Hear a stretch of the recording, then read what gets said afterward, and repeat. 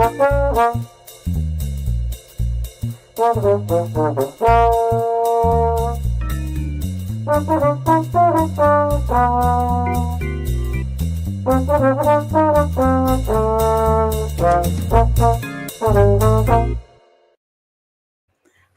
and welcome to Hey, We Like Your Pod. It's Dawn here without my trusted partner, Matt Pickett. Hi, Matt, out there. Hope to see you in the chat, matey.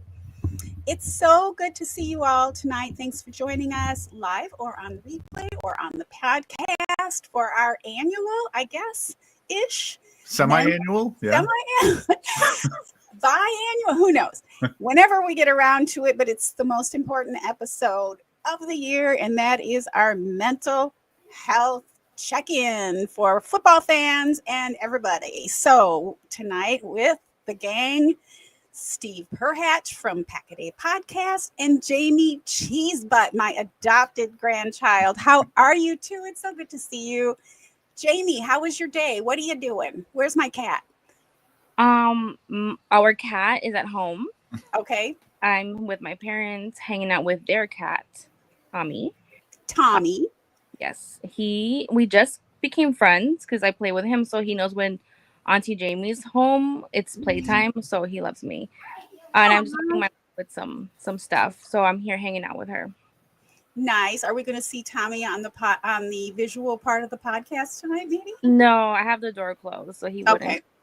Okay. For some reason, Tosh, my feline daughter, has not been making appearances. She used to pop in just for one quick cameo every time we did a podcast, but she stopped doing that. I'll see if I can wrangle her. But Steve, it's good to see you. How are you? We're doing good. We're me and the kids are going on vacation tomorrow, so we're excited. Going up to rented a refurbished barn up in Merrill, Wisconsin. So it's about 3 hours north of Milwaukee. It's got Murphy beds. It's got a pond. It's got a little bridge, wooded area, close enough to go to Noah's Ark.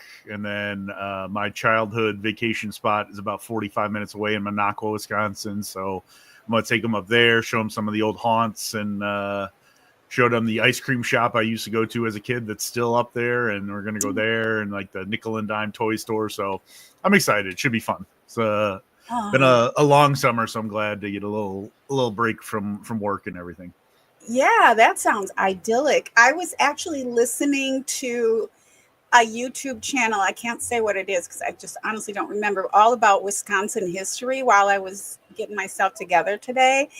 And I learned so many things that I didn't know, like names of towns that I've never heard of. So now I have to go look them all up. But Minocqua is one of our old spots too for vacations. We would go up to Sugar Camp Lake in Rhinelander. That was kind of frequent because my dad's friend owned it. And then let's see.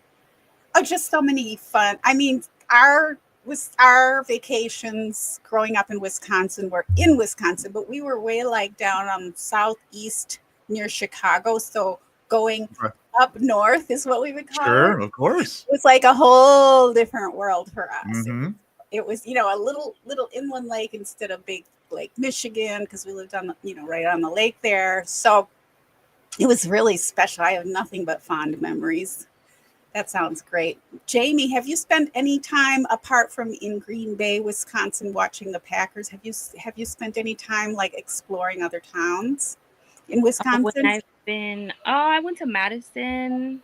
Oh, nice. And I guess a little bit of where's that? Like where you land? I forget. I'm blanking. Milwaukee. Mm-hmm. Yeah, I checked out Lakefront Brewery while I was down there.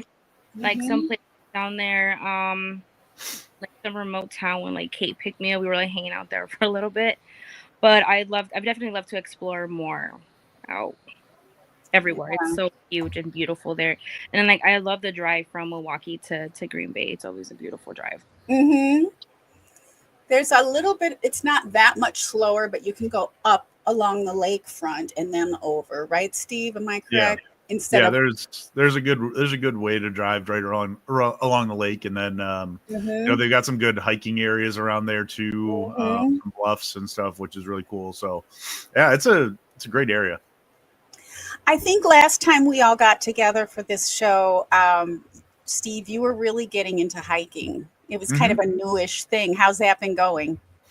Not too bad. I still like to explore with the kids and then take the dog out when I don't have them, and so just try to find new spots all the time. But there's still a couple of good ones that we like to go to. There's one down south side of Milwaukee called Seven Bridges, and just the expansive area. You can walk right down to the lake. There's a beach. You can walk super far, but like there's areas to climb and explore, and we carved our initials into a tree trunk, and that's off like this little path. So every time we go make sure it's still there and stuff. So yeah, I'm not doing it quite as much, I would say, but real life gets in the way of that stuff. But yeah, still like to do it.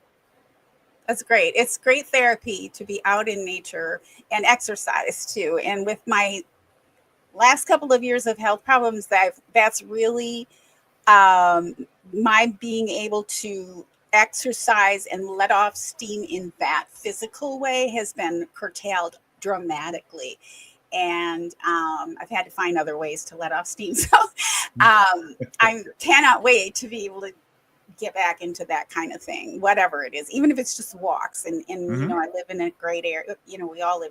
We all can find beautiful areas where we live. Okay. Everybody can. There's beautiful areas wherever we live. We just have to kind of find them, or it's maybe just a matter of the way we see things, right? But getting out and smelling the grass, touching grass, as Matt likes to say, and smelling the roses is highly recommended for mental health. So I want to talk to you guys, and I'm going to talk to you also about maybe what have you learned since we talked last about taking care of your mental health, and not just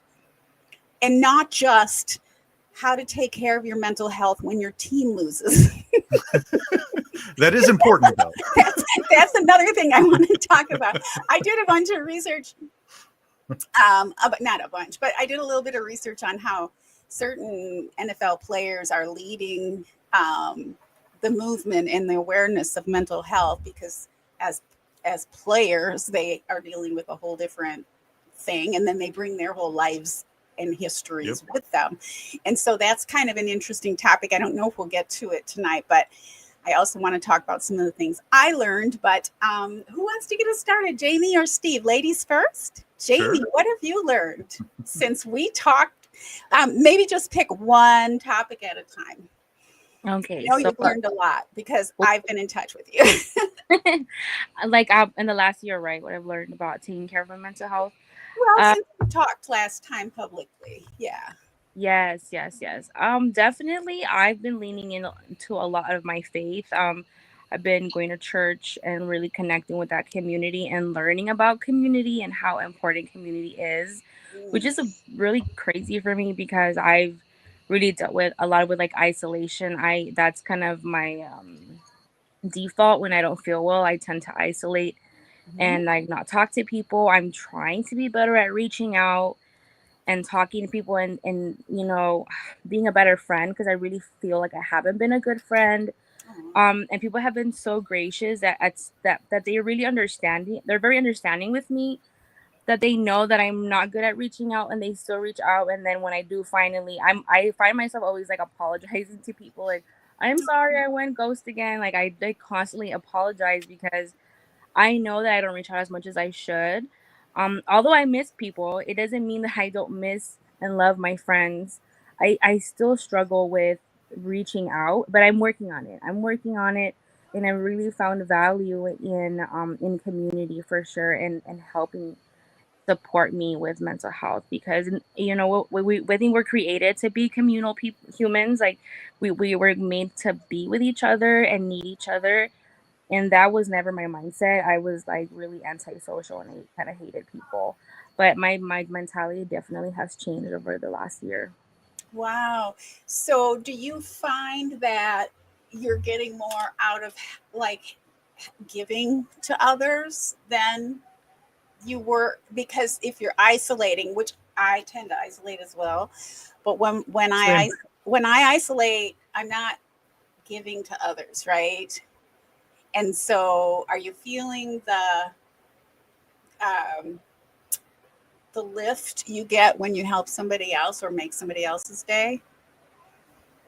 Yeah, it's really it's kind of tough for me because like my job is to give. So I think a lot of the times what the reason Right. I was um so MIA was because I was probably really burnt out Mm, from, you know, I work in social work. I'm currently a community health worker working with people who are homeless or are going to the ER often. Um, and the work that I'm in is also like the work environment. Like I lost my job in February, and then I got a new job, thank God.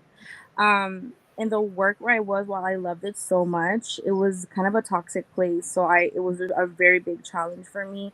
I think yeah, one of the reasons I was isolating is I was just so burnt out.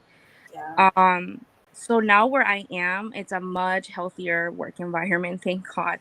And the people are great. So I'm like kind of recovering, and I'm noticing that's why I think I'm able to focus and work in the community and being more available, not just providing services because it's what I do for a living, but like also being there for my friends, hearing them out, you know, sharing about my faith. That's like another thing that I'm trying to be better at because I know that it's helped me. I went to volunteer at a food bank, and I think like I've been doing social work for 15 years. I think once I started working in social work, I'd stopped volunteering on the side because I was like, there's no way. Like I was just so burnt, and I was finally able to do that last week, actually. And I loved it. It was great, just you know, interacting with other people, helping people. And I wasn't even like in the front with people. I was like in the back, Right. just like carrying boxes and like talking to other people like that were all there volunteering. And it was a really great experience. And I was very proud of myself for putting myself out there.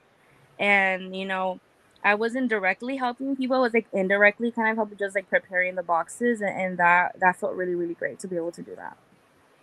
That's fantastic. Yeah, we don't always have to be the out there, the ones actually, serving up the meals Hey, or give yourself a little credit there. You definitely were helping. You were just 100%. because you didn't, yeah, just because you didn't scoop the food or whatever. Like that's still, you took your time and energy That's right.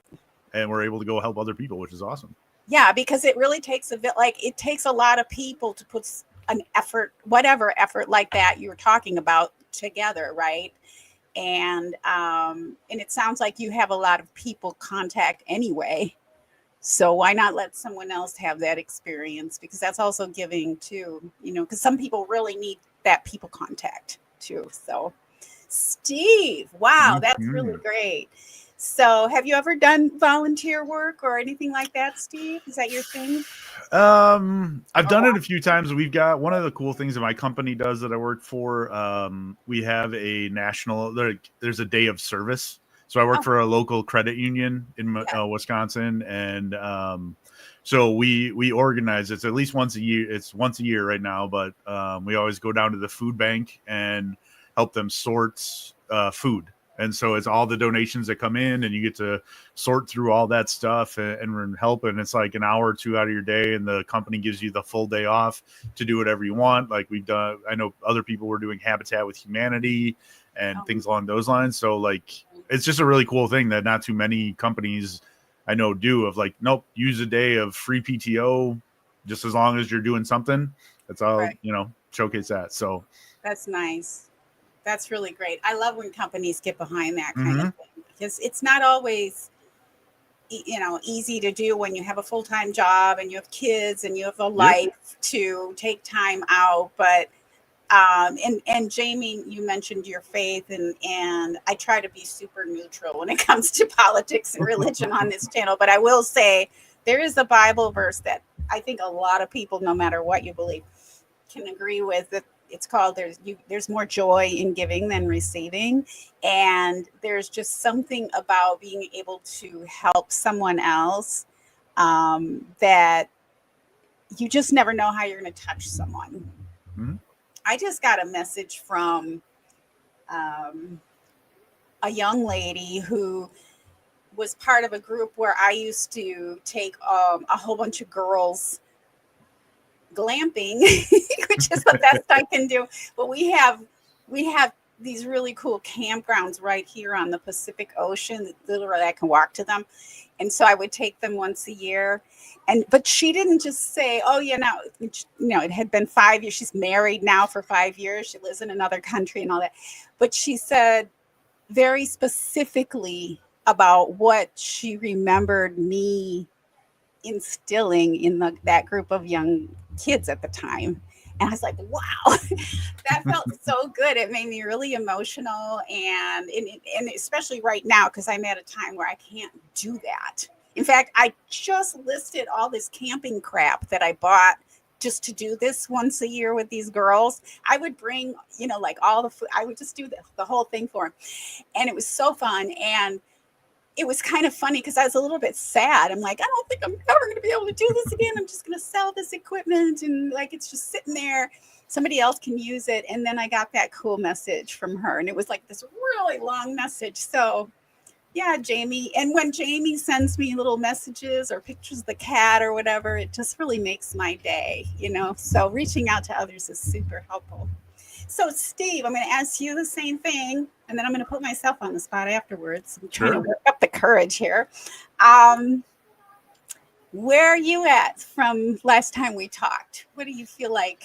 Well, yeah, I mean, there's been a couple of things. Obviously, I've been pretty open about my struggles with sobriety and everything, and that's been going, honestly, it's been 19 months without any alcohol, which has been awesome. I've seen remarkable changes in my life through personal, through work, through everything. So it's definitely something that I take seriously and work hard at every single day. And it's kind of cool to be able to see those benefits in my life pretty quickly. So that's been something that I've been working on. But one of the big ones that I've been focused on so far since last time, there's probably been two.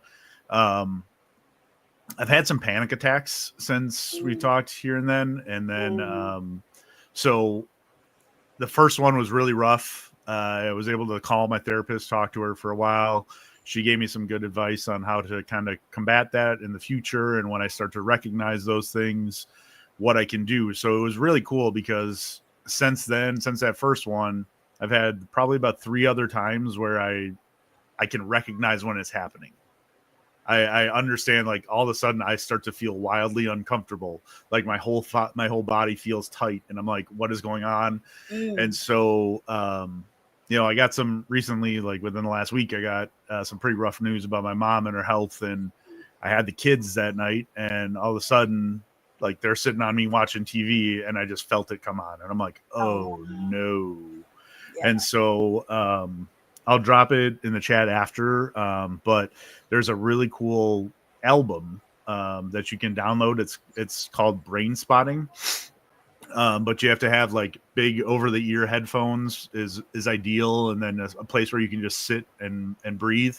And so I was doing some of the breathing techniques, but it's this music that works both sides of your brain, so you can hear it through the headphones going back and forth, working the left and the right, and about 10 minutes doing that. And I was able to kind of calm myself and all right, like I can deal with this in a little while. Like I got to get the kids to bed. I got to do that. I got to process after, but, so yeah, that's been one of the things of just, that self-identity of like, okay, I know what's happening to me. I know how to control this. Like that's been really big for me, where previously in the past, like, you never had a panic attack before. And then all of a sudden it just hits you and you're freaking out because you have no idea what's going on with your body. No, it's scary. Yeah.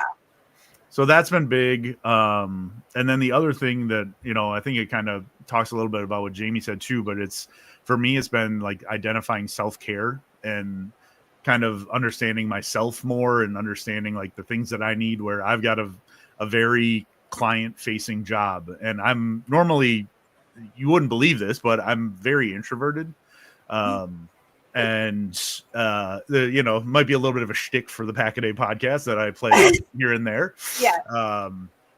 but I do like I enjoy my not I don't call it isolation. I just call it my alone time where I realize that my job takes a lot out of me and it drains my social battery, and that if friends want me to go out that night after I've been visiting clients all day, like I'm done for. Like I know that's going to take it all out of me. So like understanding that it's okay for me to say no, like, no, I need to stay in tonight, hang out with the dog, do that kind of stuff.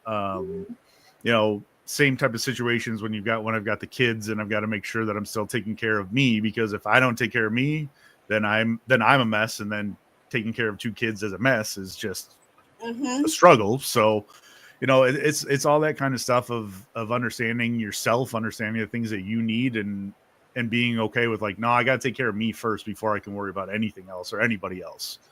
So, right. What do they say? Put the oxygen mask on yourself before, first, especially before helping children, right? That's hard to do because you want to help them right away. Oh, yeah. And you could pass out and then you're no good to anybody. Wow. Jamie, have you ever had a panic attack, a full-blown panic attack? Do you know what that is? Oh yeah. Oh, you have. I used to have a panic attack disorders, and I used to say I had because thankfully, like, it's managed. Now I think a lot of it was because I had undiagnosed and unmanaged ADHD. Once I got my ADHD under control, right. A lot of my anxiety and depression got better. I'm very familiar with panic attacks, and I did similar when I had my panic attack. My routine, because it happened all the time to me, so I already knew what was going on. Self-awareness really helps because it helps you not from freaking out. So I knew to take my meds first of all, because I did have emergency meds when I had panic attacks, and then I would put on binaural beats or isochronic tones, which I think is what you're talking about, Stephen. Where I always, every time that I had a panic attack, I had to put them on with my noise canceling headphones, and it really, really helped me in trying to like calm myself down. It worked every single time. So I'm very familiar with that. Thankfully, I'm not dealing with those anymore. Maybe it's like situational now. Like when my mom got sick early 2 months ago, she got really, really severely sick. And I was experiencing anxiety again. I didn't get a panic attack, but I had really bad anxiety, and it was really tough. And I almost got there to that point, but thankfully, like I said, relying on my faith has been really, really helpful. It helped me not go over the edge like how it used to be. Just kind of relying on the thought that I don't have to take that all on my own shoulders, but that I can put that burden on someone else, like a higher power, like God, like Jesus. For me, that's been really, really crucial. It's not like the case for everybody, maybe somebody that doesn't believe in a higher power, that might not be the case. That's why these like practical tools are so helpful. Yeah, or a different higher power, for sure. Well, I think I've mentioned in a previous episode at least once when I had PTSD because of what happened when I was a child. I'm a victim of a serious crime, and but I didn't know I had PTSD, and it wasn't full blown. I guess I don't know what to call it. It wasn't. I was high functioning until I wasn't, and it was sudden. And after the memories of what happened started coming to surface and such, I then developed not many, but I had a couple of serious panic attacks. And I think I talked about it. One I specifically remembered, same thing as you, Steve. I contacted my psychologist right away, and I was like, oh, what do I do? I thought I was dying. I didn't think I was going to live. It was so I couldn't breathe. I felt like I wanted to crawl out of my skin. Yeah. For me, I thought I was going to die. I didn't think I was going to live through it. And so I had medication, but I never took it because I didn't think I needed it. Like I had medication because I'm super claustrophobic, also probably from what happened to me. Maybe I just am. I don't know. But so if I have to have an MRI, I can hardly talk about I just said it right now. And I'm like, oh, I am so bad with those. And I have to have lots of them. I just had one a few weeks ago, so I have to be medicated. Anyway, so I had that on hand because at the time I was dealing with something where I might have to have one like spur of the moment. And she's like, take that pill. I'll stay on the phone with you. And she said, find something to do. So even if you don't have the medication, find something to do that's, I can't remember how she described it. So basically I had moved at that time. And so I had some things I needed to do. And I said, okay, so I have this collection of antique buttons because I was a fashion designer and that's just something I collected. And so I had all these antique buttons and the box got dropped during the move. And so they were all mixed up. And so I sat on the floor and I just sort of sorted through the buttons and put them the way I wanted them. It took hours. And I was on the phone with her. I took the medicine. And the next thing I knew, I was like, oh, I'm breathing. I'm not going to die. It was just like the craziest thing. I think that was I'm pretty sure that was the first time I had a full-blown panic attack. I think I was having some partial ones before that, like how you described. Well, not that yours are partial, but I'm just saying I had that weird stuff going on. But where I was just like jumpy and jumping out of my skin for no reason. But I will never, ever forget that. But just sorting through those dumb buttons, and I still have that box of buttons. I don't think I'll ever get rid of them just in case. They're like my security. Just in case, yeah. Yeah. It's like a safety blanket. But I would say, like, if I didn't have the buttons, I would like, how you can just reorganize your sock drawer or your makeup or your whatever. You can always reorganize something, but it was sort of like that. It was like just something. And I think the idea of organizing and taking control too, now that I think about it, might have also helped in my situation. Yeah, that's called something. It's called grounding. It's a grounding technique. You have to do something that's physical, tactical. Yes. With touch, because it distracts you from your symptoms. It's a distraction technique. Right. It could be with ice. It could be with sour candy, orange juice, like a bowl of water with ice is a good one. And tiny rock that you can rub. A tiny rock that you can rub. So these grounding techniques are like a tool that people with panic disorders can rely on. These are very, very, very helpful. So I love that because your mind was distracted from your symptoms and you were focused on organizing it. Not only did it give you a sense of control, because at that time you feel out of control and you do feel that physically. You're not only having a mental, kind of freak out, but physiologically you're also experiencing that. And so when you pay attention to those symptoms, it makes it worse. But when your attention's taken away from that, you can and then it starts going away because your focus is not on that. So it's just a very powerful tool. Yeah, thank you. Yeah, for sure. Because I thought I couldn't breathe and I thought I thought I was dying. That's all I can say. I thought maybe not a heart attack because you would have pain then. I don't know what I said to her, but I was just like, I'm going to die. I don't know what's going on with me. And she said, you are having a panic attack. And I was like, oh. Okay. Still doesn't make it better. But there is no way. I have tried everything and I'm old enough and I've had enough MRIs to know and gone, elevators too. It's like, I'm using the stairs. I'm sorry. I don't care how many floors I have to walk on. But like I have an elevator at my apartment building. And if I have to carry something up like groceries or whatever, I put the stuff on the elevator and I use it like a dumb waiter and I walk up the stairs and then I come and get it. It's like, I'm not going on that elevator unless I'm like, absolutely have to. Especially. So anyway, there is not, I still to this day, and I've given up. I have succumbed to my weakness that I'm just going to have to be medicated for MRIs for the rest of my life. I'm not even going to fight it anymore because I've tried and I'm like in there, like hyperventilating and shaking, which screws up the imaging. And then you have to do it over. I literally was unable to breathe and I was like drooling one time. And I'm like, oh, get me out of here. I need more medicine because I hadn't taken enough. So now I just take like the full dose. I don't try to be brave because it's just something with my claustrophobia, for whatever reason that I have to do. I can't stand it. So you got to take care of yourself, right? Yeah, it's taking care of ourselves. And hello, Exotic. I wasn't wearing my glasses, so I totally screwed up my comment to you. Welcome. Exotic Prairie says, my heart went into AFib in January, likely from years of taking amphetamine from doctors in the beginning, than other things.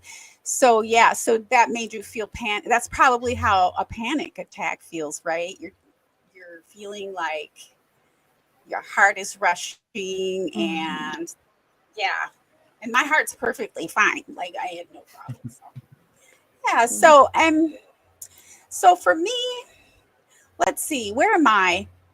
I think I talked, you guys maybe tell me, did I ever talk to you on this show about how I started watching trials on YouTube and I felt it was therapeutic? Did I get into that at all? I feel like we did that. I think that was the second one that you talked about that a little bit. Okay. Because there was a trial that was going on that you had no clue. Yeah. And okay, so I'm also realizing more about like, why do I do it? Why am I interested in it? Like all of a sudden, because I still to this day, just like MRIs, I won't watch the news. I won't, especially local news. I will stay away from the political. I can't handle all of it. I just don't. It's not that I can't handle it. It's like I don't want it. It's like it can overwhelm you. Like it's why bother? The volume, there's a story like every single day. Right. Yeah. And that's probably, Jamie, why you cut out social media, which I want to talk about. And then, but at the same time, there's a trial coming up here in January that's local, and I'm actually going to go to the courthouse if I can, help, with my health and everything, and sit in there and watch as much of the trial as I can. And I realized why this. It's California versus Larry Millete. And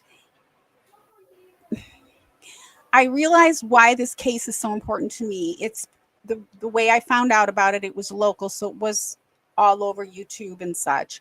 And they were asking for people to help with the search party for Maya Millete, right?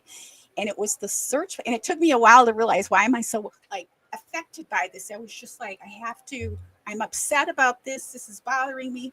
Well, it's because with the crime that happened to me and then ultimately happened to another little girl when I was just real young, like 11 at that point. When she went missing, there was a search party. There were 1,000 locals, right? And so I started thinking, it's like, yeah, because I do avoid the news. I do avoid a lot. But when especially a female goes missing and it's local and there's a search party, or it doesn't even have to be local. There were 2 kids up in Idaho that were missing for a long time, for months. And I was glued. Like I had to know, were they going to find them? And so then I realized, it's because of what happened to me that those really catch me in a different way. And it's not bad. It's not a bad thing. I'm not judging myself. It's like, okay, I'm interested in the outcome. I'm interested in something positive that can come from this, at least justice for the family, for the survivors. Or maybe even finding the person, because once in a while somebody will be found, and that's just I just get so happy. It's crazy how attached I can get. But so I'll be attending that. That's a big step for me. If I can, I'm not going to push myself, and then certainly because of my suppression, I can't be around too many people too much, and courthouses are notoriously germy. So I don't know. We'll see how I do. I'll have to wear a mask and not touch anything, but so I thought that was really interesting that I sort of went my whole life and didn't realize over the years how when something would happen where somebody would be missing, and a lot of times they're national news, like everybody hears about it, right? That how it affects me. And so I thought that was like a really big realization for me, I guess, and kind of felt good in a way to know why I was all of a sudden interested in this kind of thing, because it's just kind of weird that for years I wouldn't want to hear anything about any crime. I would freak out if I would hear any news about any crime. And now I'm like watching trials. So, but it's therapeutic in a way because there's like an answer. And I think also for me personally, because I was, gosh, how old was I? I was over 50 years old when I realized that the guy who was stalking me tried to kill me, tried to kidnap me first. And I always thought he was trying to kill me because he tried to run me over. I thought he was still out there. And so I was always looking over my shoulder. So it was until after I found out via like finally like having my mind just have a meltdown and like it was like knocking at the door and I felt safe, I guess, that then it's like, oh, okay. Now it's like, okay, now it's safe because he's still in prison. He's still there. He's still alive and in prison and he's not getting out. And that's how it should be for people like that. And people like that do exist. It wasn't my imagination. It wasn't somebody else, which is what my mom told me, thinking that I would feel better about it, which I didn't. Like, where's this guy? There's somebody else like that? Oh my God. You know, how many more do I have to look for over my shoulder? So I don't know. Does that make sense? It was very like a light bulb went off in a way. Well, several light bulbs have gone off. Yeah, I mean, I think that makes plenty of sense for the fact that, like, hey, you know, I think one of the things I realized too is like you can push things down for a long time. Like you have that ability. Like you can compartmentalize, you can do whatever you got to do, but at some point, your brain needs to like, rectify these things and make sense of it all and understand it. And so maybe it was eventually it was just your brain was like, all right, it's time to deal with this. Like it's been holding you back forever. Like it's been on your mind forever in the back, always running, always keeping you kind of, you know, at bay. And so now it was time. And it's wonderful that you found something that helps you along the way. Yeah. And I found out the truth about what happened. And then the last thing I'm going to say is on my thing is, I think it's the last thing I can't, don't hold me to that, but is a couple of years, the last time I attended the parole hearing, because now I'm involved in the parole process of this person who is a convicted murderer. The last time, and I don't know if we talked about this, but I met the family of the little girl that he got after me. Okay. And so that's really great because they're wonderful. And I feel like they're kind of like part of my world now. And they gave me, and it was in 2023, because I had to look at the email the other day. They gave me the entire transcript of the entire trial, because when I went back, when I realized what was going on, I did all my detective work, and that was therapeutic. And I found what I could find, but I only got bits and pieces. And it was a real gift. But it wasn't until a couple weeks ago that I realized, okay, now I'm going to read it, because I've had it sitting there. It's like, oh, I wasn't ready, right? And so now I'm actually going to read that trial. I think I'm going to read it. I think I'm going to do it on YouTube, either as a video or a live in sections, because that way I'm not reading it alone. And also because it'll be there. I'll redact some of the names and such, but it'll be there, and I can either revisit it or whatever, but I think it'll be easier to have it out there. I feel like it's like a purging in a way, instead of just sitting by myself and reading it, or sitting with someone and reading it. I just feel like that's going to be, and then also I think there's a little bit of value for me in even if I don't use his name, in like exposing what happened, what he did, and the process, because I wasn't able as a kid. First of all, now that I think about this, I wanted to attend the trial. My mom's like, "You're not going anywhere near that courthouse." As it turned out, and I probably shared this before, there were like death threats. The guy had to wear, this was, back in the day, like in the ancient time when I was a child, he had to wear bulletproof vests. His lawyer had to. They had death threats. So they ended up moving the trial to Madison, which we were just discussing.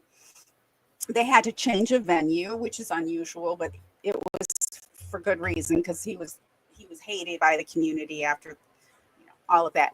So I never would have been able to see the trial. So as an adult, to be able to like see the trial via the transcript and share it, I think is going to be also like the next step. I don't think I'll ever be like, I don't think we recover from things. It just becomes part of us, but it's just the next thing that I think I'm going to do. And it's a big thing for me. And it was only recently that I'm like, I got to get that transcript out. What do I want to do with it? It's like, I just, even when he sent it, just, I didn't even want to touch with my computer, like tap on it.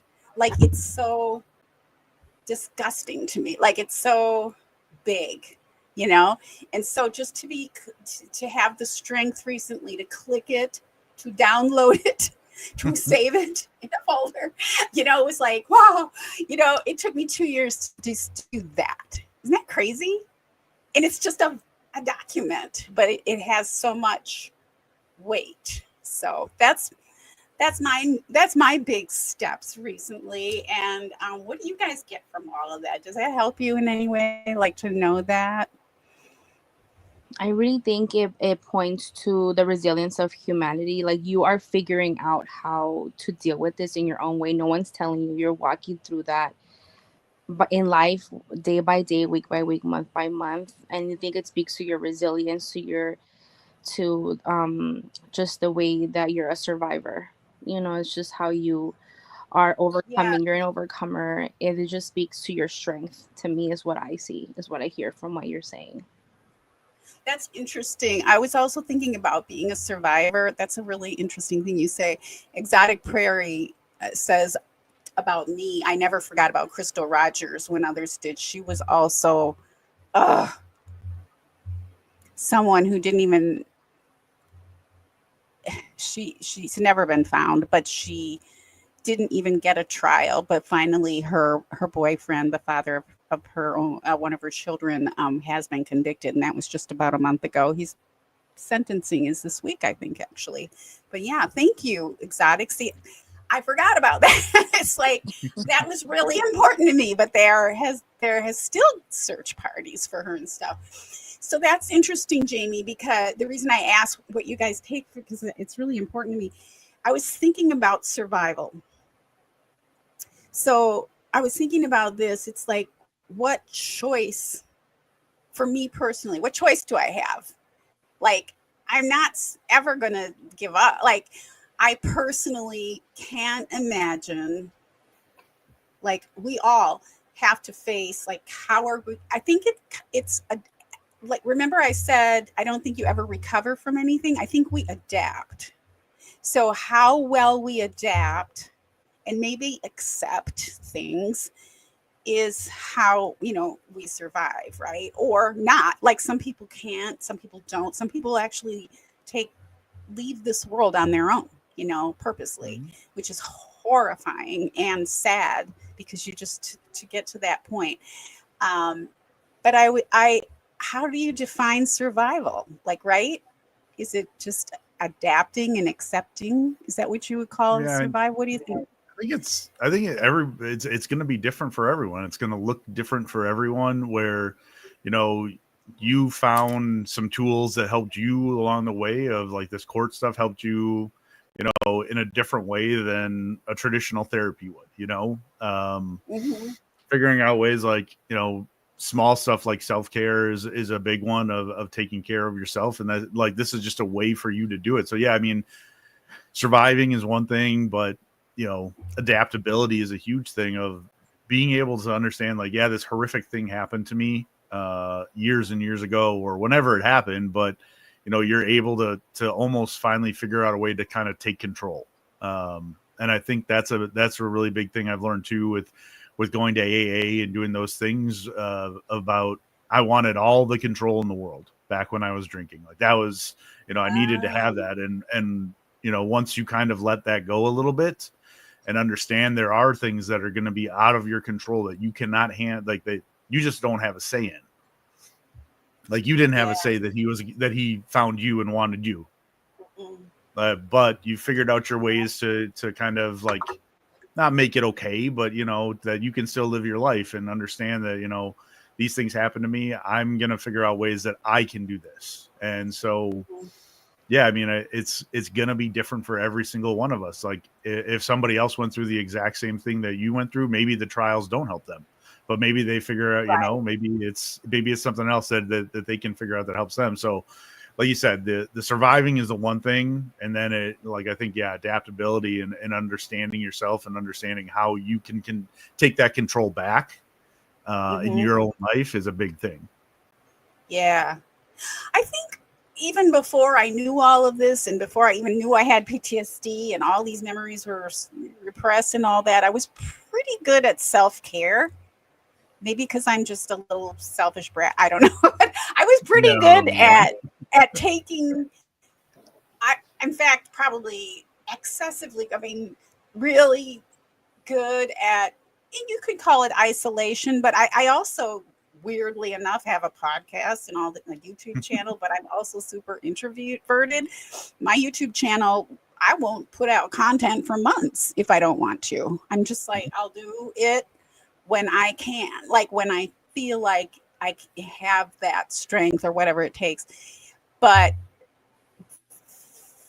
one of the questions that I'm thinking about, Jamie, is what you were talking about. Like, what is the difference really? Because I have my faith and my religious life is a really huge part of my life. I don't talk about it very much, but that helps tremendously as well. So I'm glad you brought that up. But what is the difference? Because there are some proverbs about isolating yourself. The difference between just being a natural introvert, because I struggle with this, and then being an isolationist, like respecting when you need extra alone time and that other people don't need because they're people persons, versus you're isolating because something's wrong. Like, how do you figure that out? Yeah. I think isolation for me, when it's bad, it's because I'm alone, avoiding people, and then I'm stuck in a very negative headspace. I really struggled with this when I moved out by myself. I had a lot of alone time with my thoughts that were unchecked. I was still very unstable. I was going through therapy. I was still healing. But also on the opposite end, there's boundaries where you do have to retract, and it's okay. And talking about faith, you kind of see Jesus example this in the Bible, where there's times that he went away from the people that were like, they wanted to hear what he was, and he went away. There's several occasions in the Bible where he exemplifies that. So there's nothing wrong with isolating, going away on your own, if you want to use him as an example. But you also want to think about it as a healthy boundary to just step away for a little bit and like just regroup, do like self-care, ground yourself, and just kind of go back to like who you are and your more whatever you need to do like a self to heal. That's good.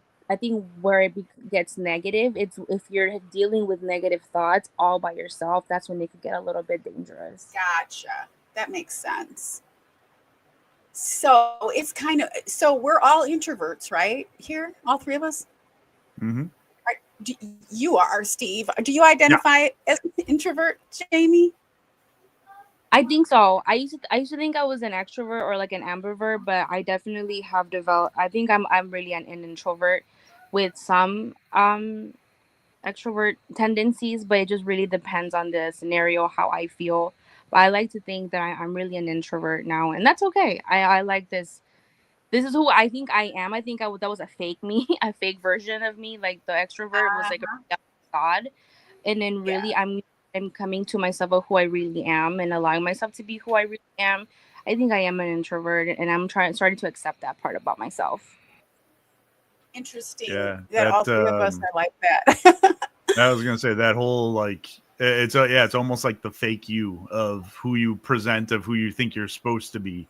I know I used to do that too. Like I always had the like, you know, I had to present this perfect image of who I was and what people saw and all those types of things. And I, you know, figured out finally that I've got inside me, I've got a little extrovert switch I can flip when I need to for work and for events and things like that, and be, you know, like the podcast where I'm, you know, having fun and making fun of everybody and doing all that stuff. But, you know, when I get back home and I'm just with the kids or with the dog, like that gets turned off and I can be myself and just kind of just relax. It's almost, so yeah, it's like a very, very relatable of the whole, like, well, this is who I thought I was supposed to be. Right. Like it's a performance. Not who I actually am. Yeah. And I think that's why a lot of introverts like myself, well, if I'm going to, because it's not like I don't go to a party or to an event or to, you know, lunch with people or anything like that. Mm-hmm. But once I do, it's like, I think I'm extra exhausted. Not that it's a bad experience, but it's like, oh, yeah, I'm by myself again. Mm-hmm. And I have a cat now, so I'm not totally by myself. A lot of people were like, why don't you get a pet? They were worried about me. And I'm like, I'm good. I'm totally good, you know. And I used to have Scottish deerhounds. They were giant. It's a giant breed. And they take a lot of extra stuff because you've got to take them out like to the country where they can run loose, because they're almost like a greyhound but bigger, so they need to really extend and run. You could just walking them isn't enough anyway. And then for years I didn't have any, and those days are over, you know, because I sold my home and it's like I'm in an apartment now. It's not practical really to have a cat, and I'm not a little dog person because of the yappiness. I don't want somebody talking to me all the time. So I finally got a kitten, and now she's a cat. And I don't really feel like what everyone was saying was true. Like, oh, we don't want you to be lonely. I wasn't lonely. It's not like, but I enjoy her, right? I'm enjoying her here with me. It's just kind of funny. How about the cat, Jamie? I don't know. Did you adopt the cat? Last time we had a show together, us three. Steve, do you remember that Jamie? I think you had just moved. I think you had just moved, and then there was potential for. I think there was a potential of a new cat. Okay, you just gotten one. Yeah, tell everybody about the new your son, Jamie. My son, yes, my son Moon. My son talks a lot. By the way, he's not quite like regular cats. He's a talker. I think it's the Siamese mix in him. He loves to talk a little too much. I'm like, shut up sometimes. But I love him to death. Where to even start with that? Okay, I 1000% was lonely. I was struggling with loneliness. But again, I was mentally unstable when I moved out. I thought moving up on myself would fix me. But there was just a lot of stuff that I was really still dealing with. So I really was struggling with loneliness. And he really did help me. I was also struggling with some pretty dark thoughts at the time. And I remember that the last time that I had a dark thought was me coming out of the bathroom and seeing him, and I completely forgot what I was just thinking about. And then I just didn't have to, because when I was taking care of something else with someone else now, and that really helped kind of take the attention away from me and what I was feeling, what I was thinking, because now my focus was to take care of him. And that was like the last time when after seeing him and he was there, and I'm like, okay, now I have to take care of him. Now it's not just about me and what I'm dealing with. Like, I gotta keep him alive. And he was super instrumental. He is my emotional support animal. Like, I have a doctor's letter for him. And he truly saved my life. He was like the start of my healing journey with him. And he really helped me be alone, being okay with being alone while I was working with my other stuff. It means that he was like a band-aid, or that he healed me completely. But it was kind of the start. And I still deal with loneliness from time to time, actually. It's something that I'm gonna probably have to deal with for I don't know. It's something that I'm still kind of working through why I struggle with loneliness at times. So it's so important for me to lean into community, and it's something that's like a in this season of my life, that's a common theme that maybe God is kind of pointing out to me, like to lead into community, because I struggle so much with loneliness. Although Moon helps, I love him, but I think I still sometimes miss being around humans, and which is why there's been so many opportunities for me to be around humans and be okay doing that, because I am an introvert and I'm accepted that. But it's also okay to be around people, because I think we do need people. I'm starting to understand that I need people around me, and it's okay. And I'm so grateful for Dawn, because you've been there in my isolation. When I didn't want to talk to anybody, I was in my avoiding people, because I deal with a lot of avoidance as well. You know, Don, you're always checking on me, and I will go missing, and I'm always like, sorry, I haven't checked in, and you've never like made me feel bad about that. You've always been supportive, and I really, really appreciate that. Trust me, like when you kind of go into the isolations, that you feel a lot of guilt, and when you come back out and you have people that are zero judgment and they just love you, it just really makes a big difference. Oh, I'm glad. I'm really glad. And for those who don't know the backstory, Moon was my Pepe LaFleur. So I got this cat for Tosh, and they got along great. That wasn't the problem, but Tosh developed a health problem. So Pepe the vet's like, you can't have another cat right now. And I was devastated. And so Pepe had to go back to his foster home, which was a loving home, but not ideal, because she had 20 cats. And I reached out after a couple of months, I think it was. I was like, hey, Jamie, do you think you're ready for your cat now? Because I knew she was thinking about getting a cat, but I knew she didn't, she had just moved in and all that. And I sent her a picture, right? Didn't I send you a picture of him? He is just he's a black cat with long hair, but he has light blue eyes. He's stunning, and he's just tiny and cute. He's got a great personality, so I could vouch for him. I knew he would be great. He was a little bit bossy with Dosh, which I think might be part of why she had a tummy problem. But yeah, so then Jamie said, I think I'm ready. And then it was a lot. It was a lot to get. I forgot about all this. This is just all this happens. Yeah. So you have had him for a year. It was in April, right? I actually got him 2023, April 2023, because all my passwords are with him 2023. Oh, I know. Sorry. I mean, I guess you might have some new passwords now. But that's how I remember. Because that's how I remember. It's 2023. But yeah, so it's been 2 years, I think. I don't know. I don't know. I have a really bad sense of time. But he's been there for a minute now. So it's been 2 years now. Okay. I did too. Yeah, the last 2 years for me have been a little weird, but yeah. Okay. So So he's my so Jamie is my adopted grandchild. She calls me Glamma, and Pepe was actually my son. So he's like now my grandson. It's complicated. He's like he's my great grandson, right? Because if I'm your grandmother, I'm his great grandmother. Oh yeah, technically great grandson. It's so complicated. I think you guys might need to make a family tree. Yeah, that was a trip. I forgot all about that. Yeah, because you were really stressed. I mean, it was your first kitty, right? And it was a lot for you. And you got it was very stressful. Actually, my anxiety was really, really bad during that time. While he was very helpful, he was also very stressful to me. Sure.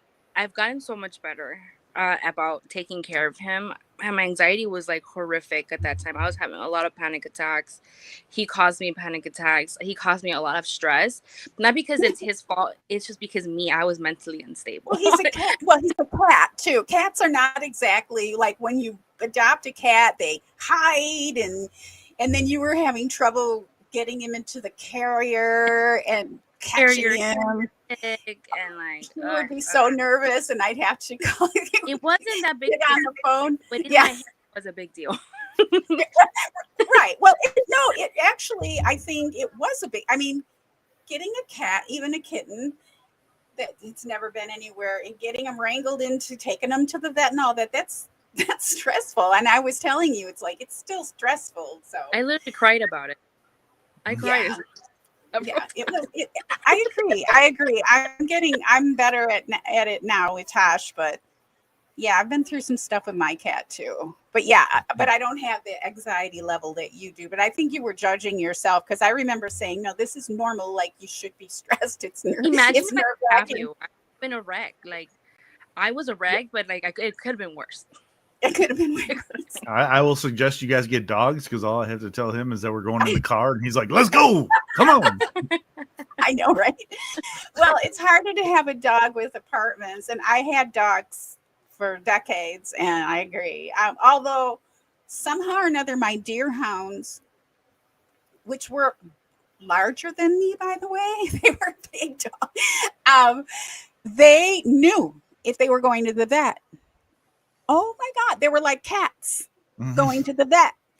And like I'd sit in and oh my God, it was awful. It was like having a giant cat to go to the vet. And even after they got in the car, especially the last one, she would just shake in the waiting room. She just shriek, like I thought she'd die of just like total, talk about a panic attack. That dog would have panic attacks.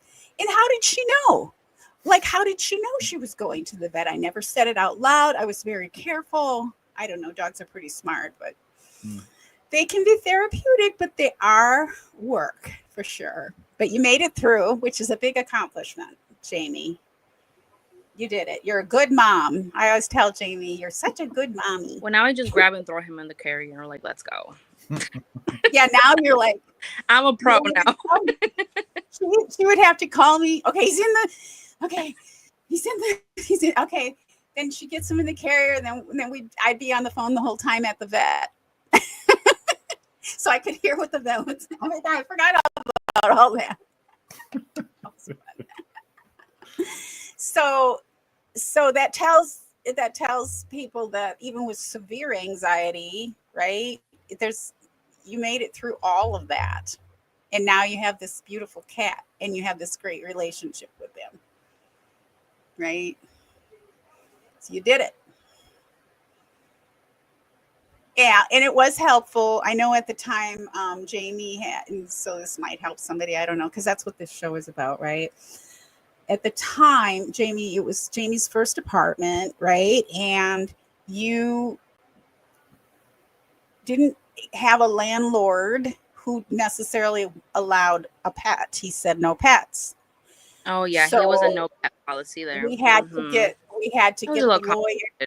We had to get the lawyer, which is what you do, and you get somebody to write an emotional support animal letter. At least in California, I don't know, it's different state by state. You have to check your laws, but he really was emotional support for Jamie. It wasn't fake, and So we went through all of that too. Jamie had a lot of anxiety about dealing with her landlord, and you still do from time to time. We just talked about something a couple months ago. You had to have your mom stay with you for a little while because she wasn't well. And you're like, I'm going to call my landlord and make sure it's okay. And I'm like, no. Hold on. How did you end up handling that? I didn't talk to him. Yeah, no, it's fine. It was fine. They're never home. So what do you think is it about you where you want approval for all? Like, do you feel that you're not entitled to these things, or what is it that that makes you feel like just to have your mom stay with you for a week or whatever, that you felt like you had to call your landlord and get approval and all that? What is that about? Something I've always struggled with. I think it's probably because of the way that I was raised. Kind of a very sheltered. I didn't really have a lot of autonomy, and my boundaries weren't really respected. Just kind of part of the culture. The Hispanic culture can be like that. Kind of a little bit of a toxic environment growing up with my family, and I still deal with a lot of those things. Just having a lot of insecurity. Like, at 30 something years old, I should not be having you on the phone with me at the vet. Like, that's not normal. It's all right. It's all right. So I think a lot of it has to do with my ADHD as well. It's like a lot of things, like childhood trauma and then ADHD. But I'm just grateful that I had you, and I'm learning little by little I think moving out was really important for me because it's really helping me to become more independent. I had a very codependent kind of personality. I was very codependent around people, and I don't know what the psychological reasoning for codependence, and I think it's linked to trauma, to be honest. Still figuring that out. I'm not in therapy right now currently. I'm only taking my medication, and then I meet with my ADHD behavioral coach. But I think I probably need to go back to therapy. I feel okay, but I feel like there's still some things that I need to go back from my childhood. I think I never ever even dealt with my trauma. I just kind of been it's just there unchecked, to be honest. Do you think it creeps up sometimes? Yeah. Sorry to interrupt you. I just had a thought. Do you think that I was just thinking about the landlord stuff. Do you think any of it?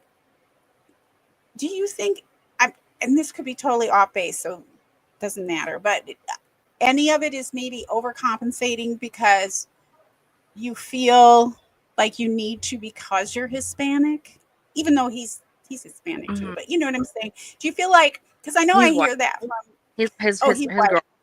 He's white. Okay. So I don't know if that's something. I hear that from people who are. I think so, because my dad has the same anxiety. He's like, let's not ruffle the feathers of anyone. Right. Like, I think I probably get that from my father, because he's like that, and I'm like, it's okay. It's our literal right. We have rights to do this.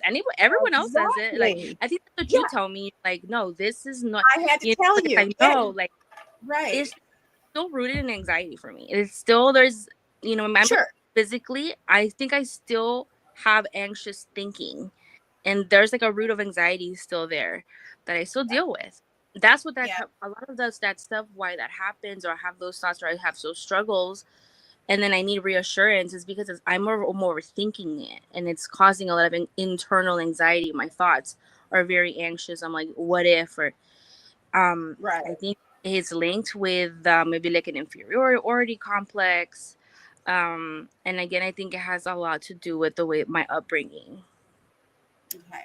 Well, I just wonder, because sometimes I think about, like, Steve and I, like, we have white privilege. Like, there's a lot of things that I just do, and it's like, if you have a problem with it, that's your problem.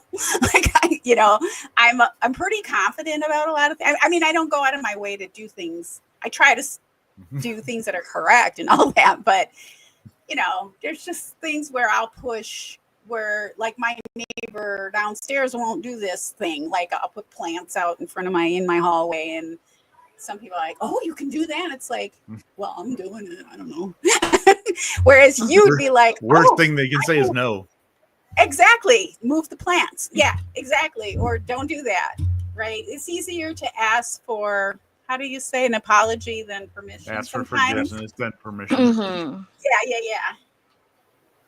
What do you think, Steve? So I know I feel like I'm so Steve, you deal with something that Jamie and I mean, maybe I'm not speaking for Jamie, but as far as alcohol addiction or substance addiction, it could be addiction, it could be alcohol or something else. Do you feel like that was something that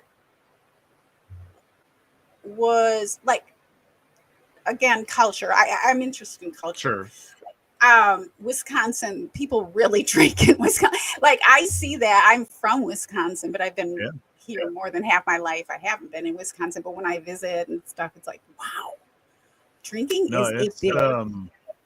It's a really big thing, especially now that I'm single and I go out on dates, and the one thing's like, oh, let's go grab a drink. You have to be every time. It's like, well, actually, I don't drink. I'm like, I can go. I have no problem sitting at a bar doing that.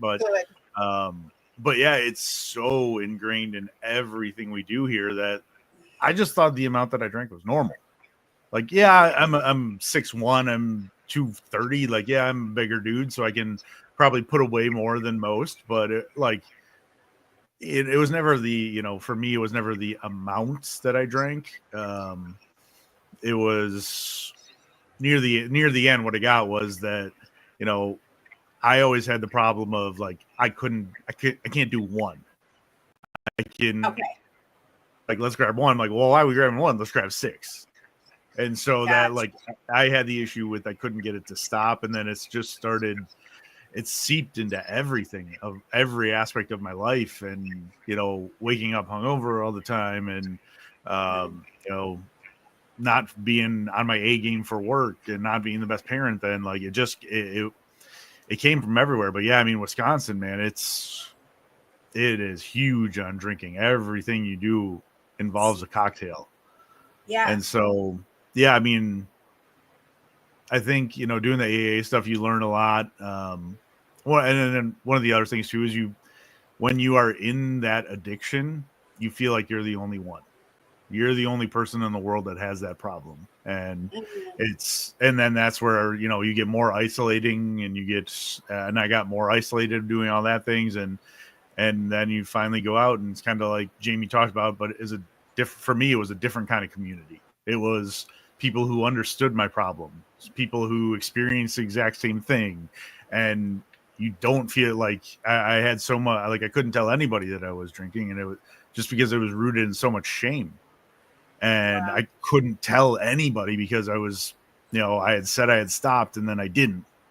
And how can I tell my parents? How can I tell my ex? How can I tell, friends, all that kind of stuff? And it was just so much shame. Like I got to the point where I couldn't even tell the therapist that I was drinking. Wow. Like, that's how ashamed I was of it. And then you get into this room, 10 other people there that know the exact same thing, and don't judge you when you tell a story about how you got so drunk you did something stupid once. Like, they all understand that. They've all been through it. And so, like, it was finding that community for me was huge. It's set me on a really good path. And, I go when I can. I don't go every day. It's one of those things that it's a nice kind of catch up with some of the people that taught me some good things. And, but it just kind of fills my bucket enough where the drinking just isn't even it's not an issue right now. So, but yeah, it's been a hell of a struggle in identifying it and figuring it all out, and figuring the role it played in my life, and how I used it to mask my feelings, how I used it to numb myself all the time. It's just, but yeah, like around here, that's kind of what it felt like you were taught. Like, oh, like, had a rough day at work, come home, have a couple beers. No big deal. Everybody does that. Right. So yeah, learning all that stuff and then finding that community was really big for me.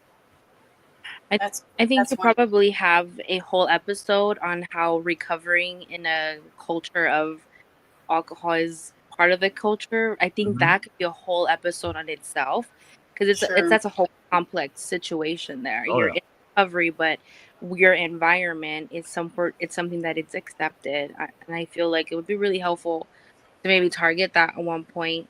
There are a lot of people that probably with the same situation. Yeah, especially with football season coming up, right? Because that becomes part of. Oh, I mean, absolutely. Like I would always, you mark the Packers game with a good 6-pack of beer, and that's at noon. So I mean, yeah, that was one thing I was actually worried about when I quit drinking was what do I do during football? But that was so ingrained in me.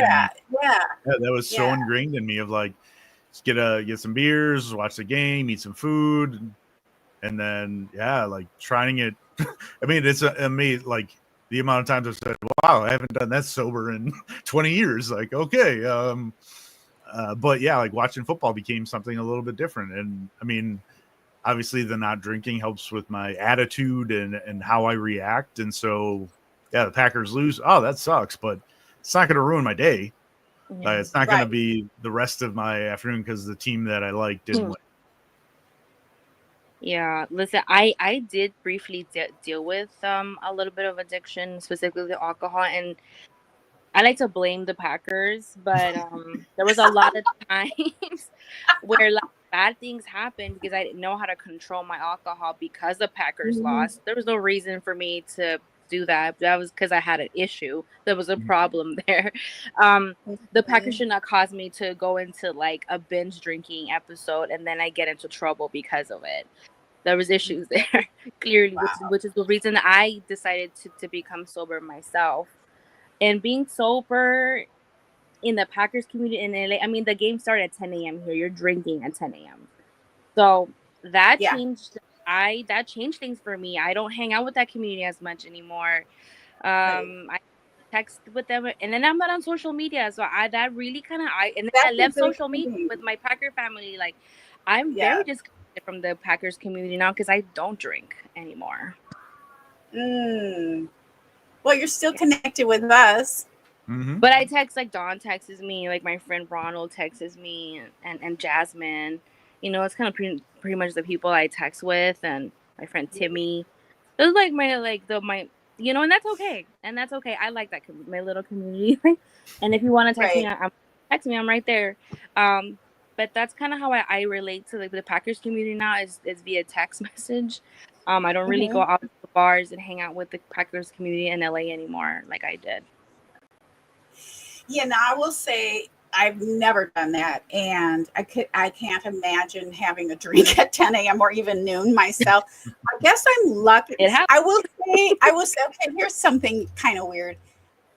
One of the things about me is because I've never been super healthy. I've always had to deal with health problems, even when I was young, right? Serious. By the time I was 21, I was dealing with very serious things. And I had to, like, I wasn't able to drink because I would have like killed myself with one, like having a drink.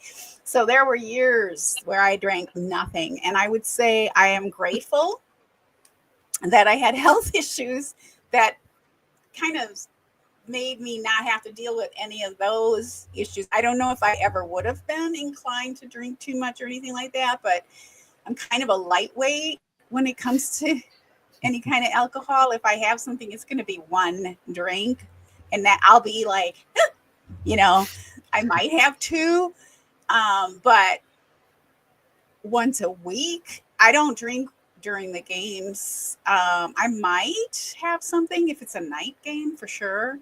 I'm not against it, but I just don't tend to. Probably too, because I'm usually watching it by myself. Because I have to focus. Like it's like I don't want people talking to me during the game. But that's interesting. But I do remember because I grew up in Wisconsin, and I did know. I think even when I was young, I was like there's a bar on every corner, like 4 corners. There's 4 bars, like on an intersection. I'm not talking about where I was, and it's like.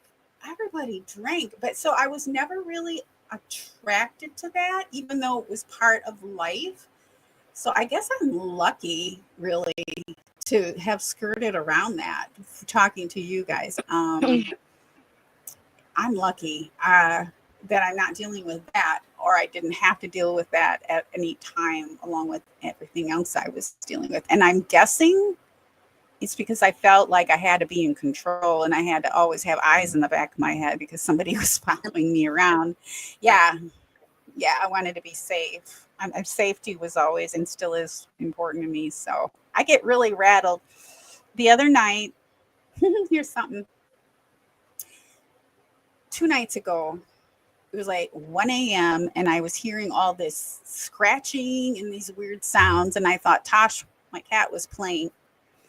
And so I'm like turning on the light and looking at her, and she's just, she's not doing anything. And I'm like, did she stop because I turned on the light type of thing? So it went on and on, back and forth.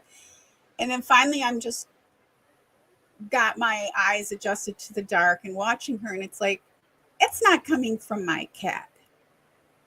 Whoa, there's something in my bathroom. And I was like, talk about a total freak out. I was having I don't know what to call it, like not a panic attack, but I was in full like terror mode, my PTSD.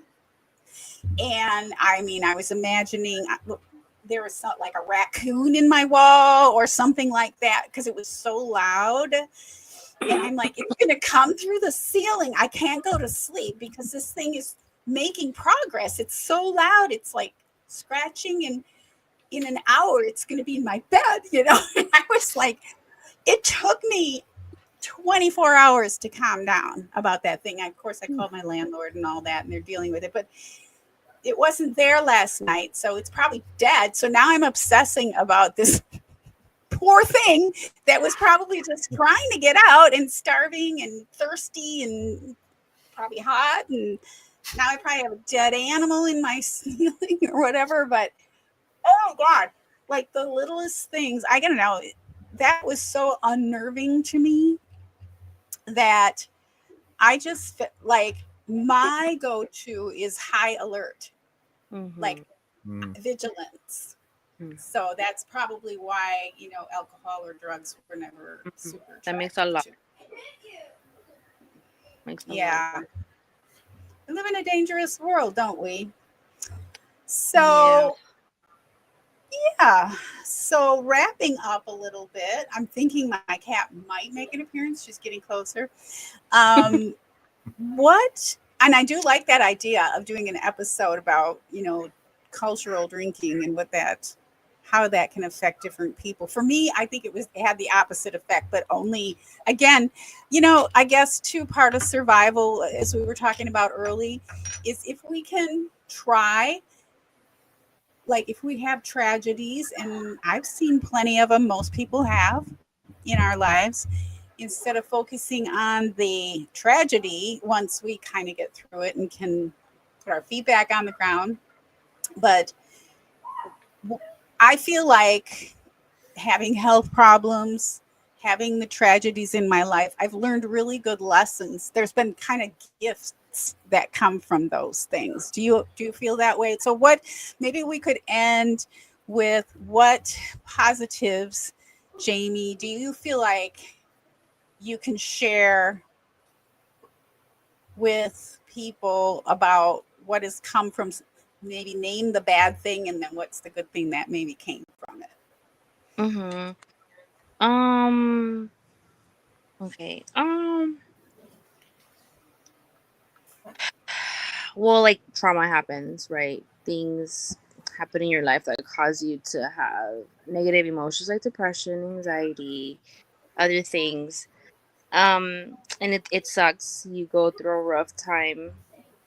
But once you come out of that, you find treatment. A thing that was really big about when I was on social media was fighting stigma and standing up against the stigma, against mental health, because when there's stigma means shame. When there's shame around getting help, it keeps you in that struggle. So that's why I'm so big about speaking up about my struggles, be open about it, because one, it's relatable to other people. Other people can feel not alone. Like, hey, someone else feels like me. I'm not alone in this, because you do feel very alone when you're in the struggle, addiction or not, mental health or not. When you're in it, you feel really, really alone. Like you're the only one in this world that's going through it. And that's not true. That's not rooted in truth. It feels like that, but it's not true. That's what's so important for us, to speak out and talk to people, to share with someone else, have community, because you can relate to other people. You can help someone else with your experience. Once you're out of it, you can tell them, hey, I sought help. You can too. It's okay to seek help. It's okay to ask for help, especially for men. This is much more harder for men in the culture. We're talking about culture. In society, men are not encouraged to seek this kind of help. This is more women, I would say. If there's a statistic, that probably that could feel more comfortable reaching out, maybe talking to the girlfriends, but that's not really the case for men. So that's something that I'm also really passionate about, is encouraging the men. I love, Steve, what you do. You've done this for several years now. You reach out to your community. I know that you're there, that people know that they can reach out to you from your podcast, that they can talk to you, the men. That's so important. That you do that is so crucial, because there's a lot of people that feel like they're alone in this world and with what they're dealing with, and they're not. We're right there with them. You can find community in the middle of brokenness. Like it. That's big, Steve. I agree 100%. Super extra kudos to you for. Thank you. Yeah. So, I mean, that and all of your thoughts. I want to hear all of your thoughts before we.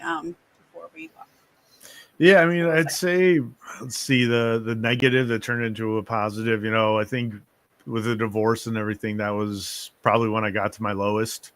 And just to kind of tell people that, you know, when you feel like you're out at your absolute lowest of your life, like, you can come back. Like, it's possible. Like, I started, like, I got to look at myself in the mirror at 39. I was like, I don't know who this is anymore. And so I found help, and it got better, and it keeps getting better. So, you know, I think it's a hard thing to admit, like you guys said, especially for men, but like, the help's out there. And if you can go seek it, like, it can get better. Yeah, for sure. And what was there something that was a tipping point? What was your tipping point, Steve? Or if you had one? Or was it I don't know, like multiple things? I think it was just kind of like the realization of, like, you know, when it kind of all became a reality for real, like that the divorce was actually going to happen. Like, this is, you know, who I was, this is what I was doing, like, and looking at myself in the mirror, that was probably like that, like, who, when you have to question, like, who is this person that I'm looking at, you know, that's never a good thing. So, yeah, when it all kind of came to a head, and everything happened, and yeah, it was tough. It was one of those, still remember where I was, what I looked like. Like, I can still remember all of it. So, yeah, well, that means that was it. Yeah, it's funny. You know, I don't know if I've ever mentioned this to either of you, but I was married when I was in Wisconsin. I was pretty young. I got married too young, but and I kind of had a similar situation with him, where it was just like the drinking it, and I don't know why I didn't notice it prior to marrying the guy, but it actually escalated. He got involved in other things with substances and whatnot, and it just was like, this is too much for me. And he didn't want to. He wasn't ready, right, to deal with it, to fix anything. And I gave him a chance. Like, he's like, well, I'll go to therapy, this and that.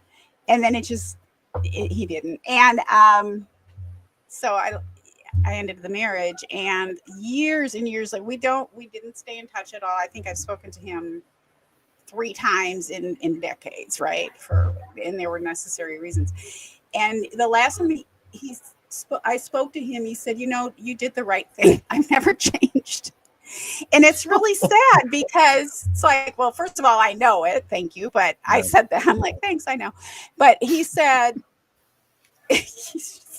but I do. It's like, God, it's a Wisconsin thing. It's a culture. I don't know if I should say Wisconsin. I'm sure there are other places like this. No, I think that's a fair statement.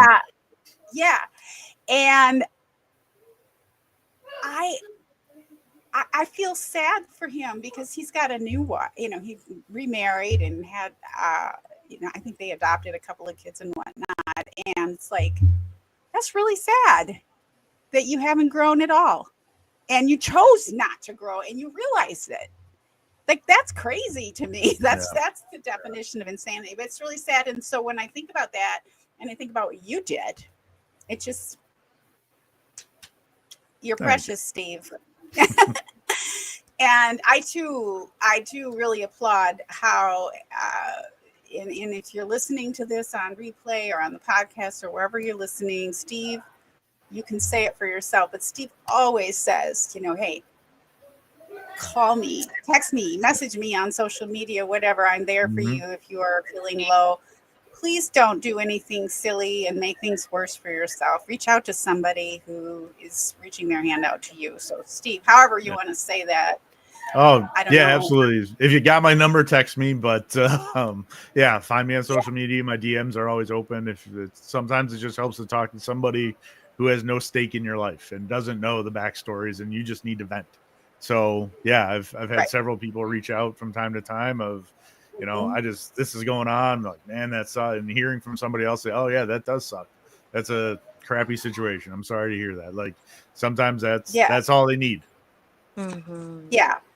Or maybe they need resources. And Jamie, you're pretty good with providing resources. And Steve, in the past, you've shared a lot of different resources, like the one you were just talking about when we started, on how to deal with certain things and techniques that, you've used in the past. Even if you don't need them now, you still have those tools in your toolbox to share with others. And I think that's really cool. So as introverted as we are, I think all of us are the type of people who are there for others privately if need be. So, certainly reach out. And and for men especially, reach out to Steve, because it's not easy to be a guy. I have no idea what it's like, but it's a whole different world. So, man. Strength. So I'm so glad. It takes strength to do what Steve is doing. Seeking help it's not of the weak. It's of people who are strong. And I really commend you for the months that you have in sobriety. That is a huge, huge accomplishment. I hope that you feel very proud of yourself, because I am. Thank you. Yeah. And one of the things you said, Steve, too, was, how did you say it? I caught it. Now, I didn't write it down or anything, but it's not like it's over. It's going to be continuous, right? Oh, yeah. Once you've had issues. Yeah. No, I mean, it's a weird thing. Like, you kind of think, like, because, the word alcoholics, it's a tough one to hear if you're not, like, if you are one, you're kind of like, nah, it's fine. I get it.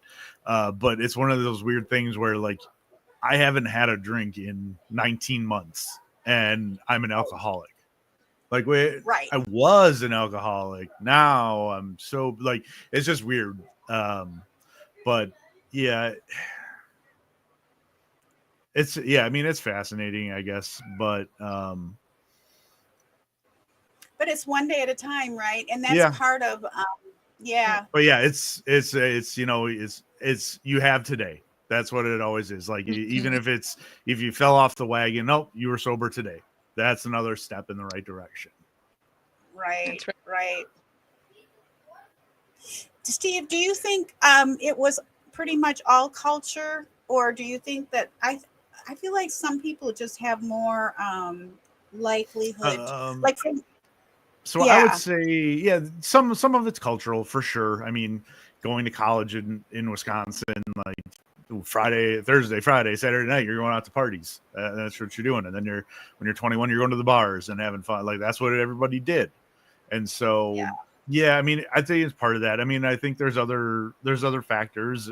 There's genetics that run into it. Like, my parents weren't, but both sides of grandparents were alcoholics. And so, like, that kind of stuff is something that I know that I need to talk to my kids about and tell them about. Like, this runs in my family. This is something you need to watch for, because it's an addicting thing. It's fun. Like, you have a great time until you don't, but for the most part, it's a good time. And so you were chasing that after time and time again. And, I mean, so I'd say, yeah, but a lot of it is Wisconsin. I mean, again, like you go to every restaurant, there's a food menu and an alcohol menu. I mean, that's Right. kind of, we have these 700 things on tap. We have, it's all ingrained in everything we do. Yeah. I know too so what I'm going to leave with too is with people who have had health problems, had lots of surgeries, which like I have had lots and lots of and when you have that, usually you need a lot of pain medication while you're in the hospital, and sometimes when you get home, and a lot of people have a hard time getting off of that. That's thankfully never been a problem for me either. That's why I asked you, because I think it's just genetic. Like I don't have that, or maybe it's like I said earlier, I feel like I have to be controlled, so I'm not gonna take a bunch of things I don't need to take if I have pain. Sure, but I do know that there are a lot of people who struggle with other substances, especially after they've been hospitalized or something like that too. So that's another form of addiction that, at least where I am, there's a lot of help for that kind of thing. I mean, doctors recognize it. They talk about it. It's not hidden. They talk about, and there's a lot of alternatives to pain management too, in terms of breathing exercises and psychological support and whatnot, physical therapy, that kind of thing. But there's also a lot of, like, there are pain management clinics now that are not, that don't use pain medicine. So there's just so much now that there wasn't even 20 years ago, right, Jamie? And you're in that field. So, so if you need help. Right, go ahead. Just if you need help with something like that, make sure you talk to your doctor. There are resources. Yeah. Yeah, and recently I learned, actually, I don't know if you know this, but for those that are claustrophobic and have to get MRIs, they do have claustrophobic friendly clinics or specialists that have open MRI for people who do have issues with that. I didn't know about that. I just recently learned that because I have to know about stuff. And there are locations that are friendly for those people who do experience claustrophobia.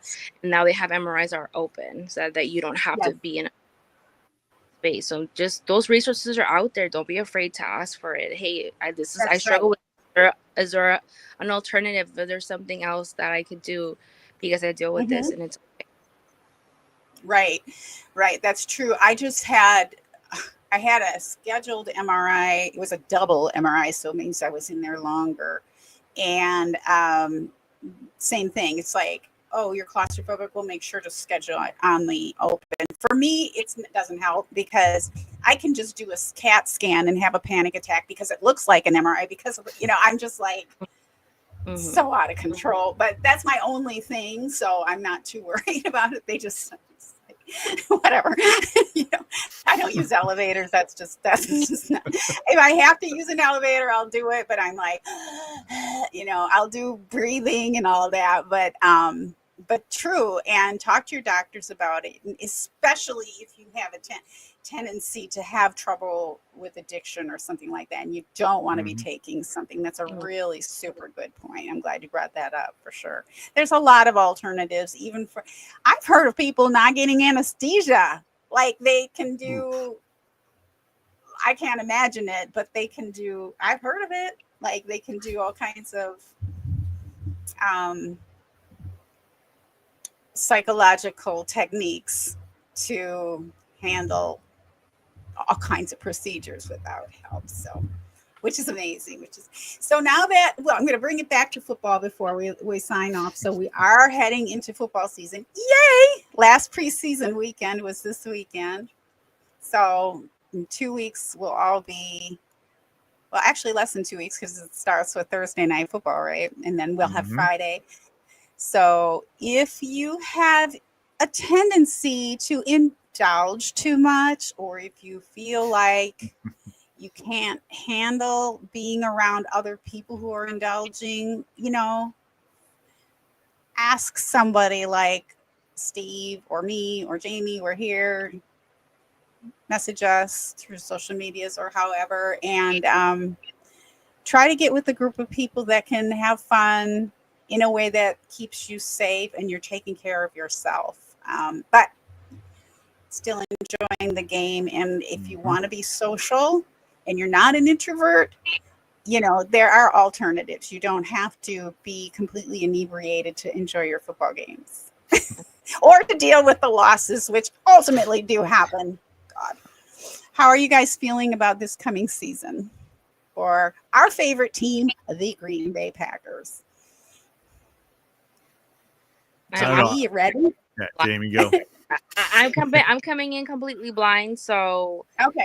I have zero expectations, which I love it. It's a lot of freedom and having zero expectations, so I can actually enjoy there it. You go. I'm excited. I'm excited for podcast. I'm somewhat aware, I guess I would say. I'm excited. Like, I think the team's going to be really good. It'll be, I think in order for them to win a Super Bowl, they're going to need to see some jumps from some of their younger guys that they just drafted within the last 2 to 3 years that we really haven't seen a lot of outside of Edgerrin Cooper probably. But, I think it's a really tough division. They're going to be competing. Wouldn't shock me if they came in first. Wouldn't shock me if they came in third. So, I mean, I think they're a playoff team, and you kind of get in there, see what happens. And, obviously Super Bowl's the goal, but I don't know if I feel that they're there yet. Right. I think I feel the same way. And every season, Matt and I, we are like, we're just going to go enjoy the ride, enjoy each game. I'm super excited. There was a time when I hated football, and maybe it was partly it's the violence. And there are times when I see a game when someone's hurt and I question why I'm watching football, because it really bothers me when somebody's injured. It is a pretty tough game that way. But also, I was raised in Wisconsin, and Packers and drinking and all that was always a thing every weekend, and I probably didn't like it. And so there's probably reasons for decades why I hated football, right? It was the whole scene. But I really, what I mean to say is I really enjoy the sport now, and to not have, of course, it's the Green Bay Packers, so we expect a Super Bowl or at least an appearance. But I really have fun just enjoying every week and watching other teams too. So I'm enjoying it in that sense. And so I'm super excited. I'm super excited for fall, which is my favorite season. And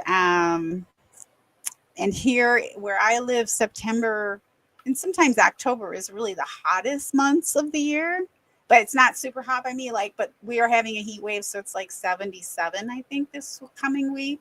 It's going to be the high, and it just feels really hot to me, but I'm looking forward to winter. Winter where it's 70 again. I'm just so hot. Is it hot by you, Jamie? It's really hot. Yeah, much hotter by Jamie, and she's just a couple hours from me, but the temperature really changes quite a bit. How do you feel about winter, Steve? Do you still hike and do sporty, outdoor things in the winter? Oh no, I will be fully indoors when it is winter. Okay. I'll go out with the kids and stuff and do sledding and tubing and stuff like that, build a snowman, whatever. But yeah, I'm not like a big winter sports guy. I don't know. I'll hunker down with my PlayStation and my dog. Oh, really? Oh, yeah. Okay. Well, when I was in Wisconsin, I enjoyed cross country skiing because it's flat where I was, and so not hill. I never was a downhill skier fan, but I liked it because you would get hot really fast. Like, you weren't cold. People would tell me that. It took me a while to try it, and then it's like, yeah, God, I'm really not cold at all because it's such hard work. So I wish I could do that again someday, maybe. I don't know. I like cross country skiing. Have you ever tried that, Steve? Not once in my life. I think you'd like it. If you like hiking, I think you'd like it. How old are your kids? My daughter is 10 and my son is 7. And they are, if you've heard them in the background, they're playing Minecraft with each other and having the time I of didn't their hear. lives. All right. Well, let's wrap her up and bring her home. I'll be back on Thursday with Matt for our regular scheduled program. We've taken a lot of time off this year because of my health, and he's got some personal things going on, but it's mostly been because of my health, to be honest. I'll take the blame. So I'm looking forward to coming back, and with our Hey, We Like Your Football podcast will be every week on Thursday. And our first guest is going to be the Andy Herman. So that'll be in a week from Thursday, right before the first game. So it's going to be Wednesday. So right before the opener. So I'm super excited about that. So tell him I said hi. Numbers me. Okay, Jamie. Okay, we'll do. Any final thoughts before we wrap her up? Go Pack Go. Go Pack Go. I really enjoyed seeing you guys again. Thank you for doing this. And for anybody who's listening, hopefully it was helpful to you. Awkward for us at times. Certainly for me. It's been really weird for me to open up about some of the things that I've opened up about. But every time I do it, I'm happy. And I usually get a lot of messages privately. So I know it's helpful. So I appreciate you guys doing this with me and look forward to seeing you again soon. Bye for now. Okay.